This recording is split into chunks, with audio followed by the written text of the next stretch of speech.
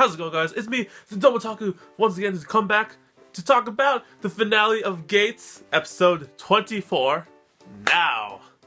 As much as I keep saying back in my previous episode reaction reviews things, I'm always questioning myself, like, okay, how are they supposed to do this thing in this amount of time in an episode?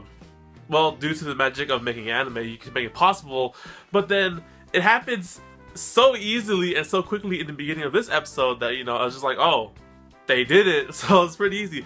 So yeah, last episode I was talking about, oh, how are they supposed to save Pino from the Emperor and, you know, just get away with it in one episode? Like, maybe that's the whole thing, right? But then, no, like, straight off in this episode, we start off like, okay, Itami regroups with the people that are still inside the Empire and whatnot. And, like, there's apparently some, like, JSDF still there, just like, you know, hiding out stuff. It's like, oh, okay, there's some people here, he has some backup, right? But then he's supposed to be going in this all alone with just the trio, and the group, right? Also DOUJINSHI. And instead, we are also welcomed back by his old team, and we all forgot, well, I sort of forgot that, you know, that Itami was a leader of a group or a squad, and, like, you know, they've been sort of at the capital because Itami's been, like, haywire and, like, all over the place, right? So he hasn't had the chance to regroup with his team, but they come back for this one operation to help him. I'm just like, oh yes, these guys, now he has more than, like, 5 people, so I can accept that he can probably save Pina. So they get the operation, they have this all planned out. It's like, okay, Lele and Tuka are gonna use, like, sleep magic on people so we don't have to kill anyone. We're gonna sneak it and walk right in. And I was like, damn, this is a pretty legit plan. And, you know, I didn't know that these two could use, like, sleep magic or something. I know that, you know, they could use magic, but not sleep magic, like sleep powder or some shit, like super effective or whatever. So yeah, they use it, they just walk right in, and eventually it's really planned, you know, it's coincidence because Pina's just, like, talking to her brother in, like, the throne room, and, like, happily just like, oh, she's right there, she's not in this room, let's just go barge right in. It's like, oh, hey, what's up, Prince? We're here to go save Pina because we're back. And, you know, the Prince is scared of Itami for one, because he could have killed his ass the first time they met. And yeah, so, like, you know, they're just like, okay, we're here to save Pina. Like, you guys stand down, you guys want to fight with Rory? And, like, no, like, no one wants to fight with Rory. So it's like, you know, I thought it'd be sort of difficult, but it wasn't really, because, you know, they sneak right in because they sneak right in because Itami poses as a sort of servant, and then Lele and Rory are, like, famous, so it's easy like that. Then they use a sleep powder, they just walks right in, no resistance whatsoever. I mean, if anyone did try to resist, they'd get freaking killed by any one of these three or Itami because he has his pistol or whatever.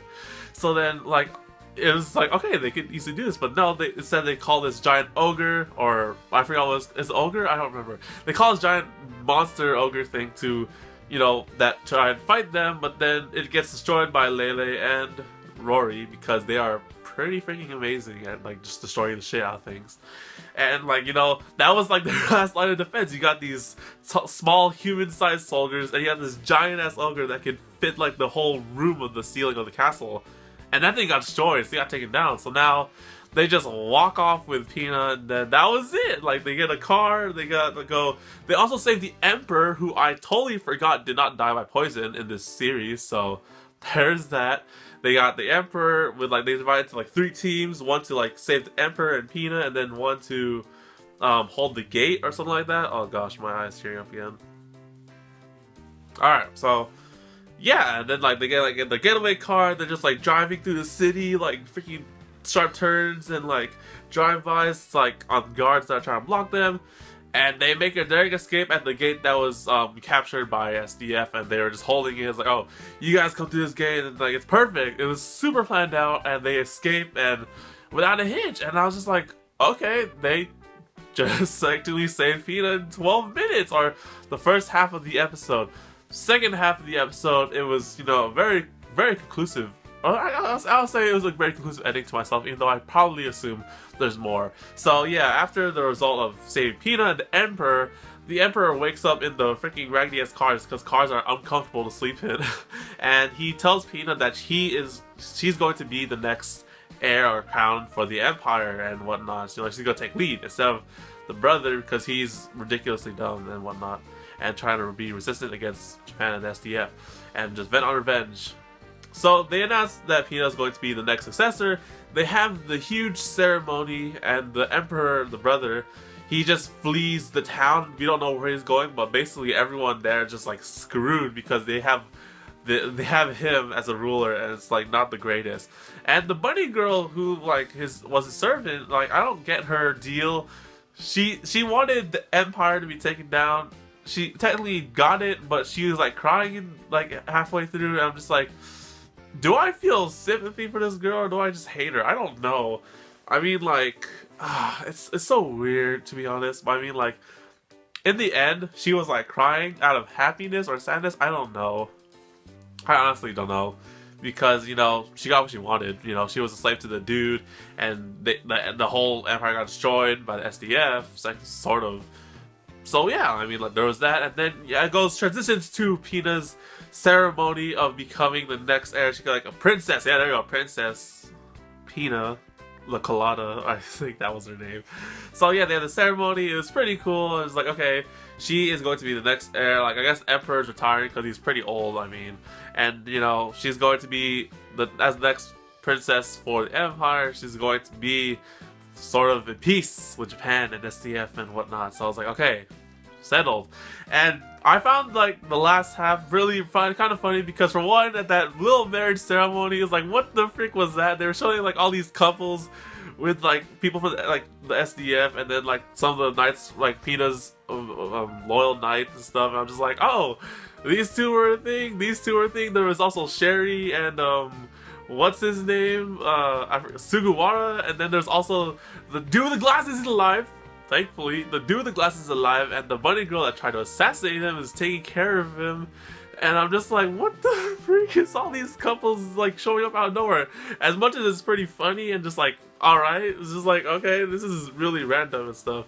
And you know, everyone's at the ceremony, like, you know, from SDF and like just everyone in this whole show.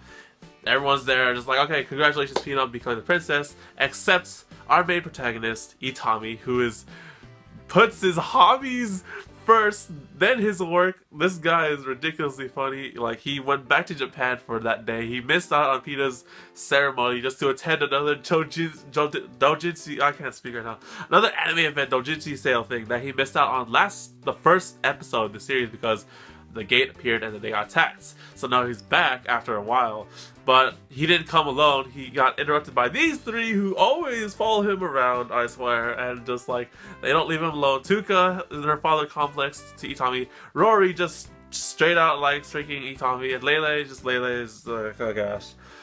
So they interrupt him in his little doujinshi sales event, and they're just like, oh, you're gonna do all these things, and yeah, he gets captured by police, and then we see his ex-wife, and then it's just like, that was it basically. It's just like, I wanted to just buy my doujins and doujinshi and stuff, and just like, that's how the thing ends.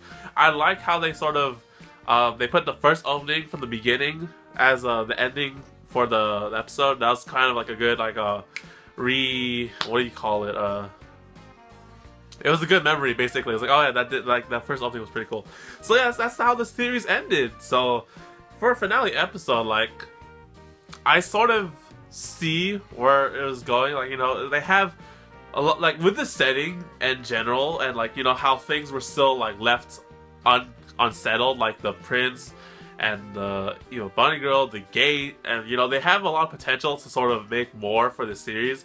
But they ended it here, which is really conclusive. Like, I don't mind, like, you know, the emperor, like, the empire has Pina now because she's a princess, and like the SDF are on really good terms with the people at the gate, and it was a very funny conclusive ending here with Itami and them. And I mean, like, yeah, I mean, I can accept this ending, but you know, if they decide to make a season 2, then that's really gonna be it. I mean, yeah, it's gonna be really good to see a second season. But overall, this anime, I really liked its character. The characters really stand to me more because the story was like, okay, you got the people from a legit world going to a fantasy world, and you gotta go mix the two together and see how that works. And he had some action and stuff like that. It's pretty good. But I mean, like, overall, the characters in this anime really stand to me. Like, Itami, freaking hilarious, freaking otaku as fuck, and he just like puts his hobbies before his work. Even though this guy, he says those things, right? He puts his hobbies before work, but he still does all these things that, like, you know, out of kindness and whatnot. And he's like, he seems like a legit cool dude, you know. But then, like, it's so weird how this character, but he's cool, right? All right, these three, the trio, ever since freaking episode, or not the first episode, like the first season, they're really cool. Like, we see a lot more of Tuka in this episode, or Tuka this season. Rory's just awesome, and Rory, just, you know, Rory. Lele, we see a lot more about Lele too, so all three of these girls are awesome. We also got Ducey, who, like, in the Dark Elf sort of thing, and, you know, that was, like, a whole good, like, 5 to 6 episodes, I believe, in this series. It's a season, why do I keep saying series? And then, like, everyone else with the SDF, like, they had their moments and stuff like that, and then they have, like, Hina and the Knights and them, and then you had Sugawara and Sherry, who were, like, I think they got, like, the first episode, and then they had their little thing at episode 6, and just like, okay, you know, it's okay, but, like, yeah, I mean, like, this series was really good. I really enjoyed it. I mean, even though it sort of sounds like it's done now, I could hope for a second season. If they do a second season, you know, I don't know what the frick to do, because the only thing that I was thinking to do for a second season is, like, okay, the mystery of the gate, or, you know, the prince and he ran away, we had to escalate that shit, or, like, you know, more to show how peace between Japan and the SDF and with the special region and whatnot and stuff like that. I mean, I don't know how this is gonna work. I should, like, if I had the light novels, or, like, whatever, I think it was manga or light novels. I think light novels. If I had those light novels, I'd probably check them out, because, you know, there is probably more to this. I'm assuming there's more to this, but maybe I'm wrong, and maybe you guys could tell me if I'm wrong in the comment section below, because I am totally done with this series. You know, it was a good series. I mean, Gate, like, first 12 episodes was really good. They took a break, and then they came back with the other 12 episodes in the first season. It was really awesome, and, you know, it was just really good. I really enjoyed the series. So thank you guys for watching this video. I hope you guys enjoyed my finale reaction of Gate, or review, technically. You know, it was really good for taking a break for one season, and, you know, the season was just really, I was really excited for the return of Gate, and, like, overall, it's like, it feels like it's been so long since I watched Gate. So like the video if you like Gates and enjoyed, and subscribe, because I'll be back with more. Technically God Eater technically ends soon too, so I gotta do that. Subscribe for more other videos, finale reactions to anime seasons or anime series in this season, and follow me on Twitter at the Doutaku, because you want to see more of the Doutaku, which is me. Then follow me on Twitter at the Doutaku, or you can subscribe to the channel. Either way works. So anyways, guys, that's about it for now. I'll see you guys on the next video on the Doutaku anime channel. So take care, guys, and matane, and may the gates be closed, or I don't know, just kidding.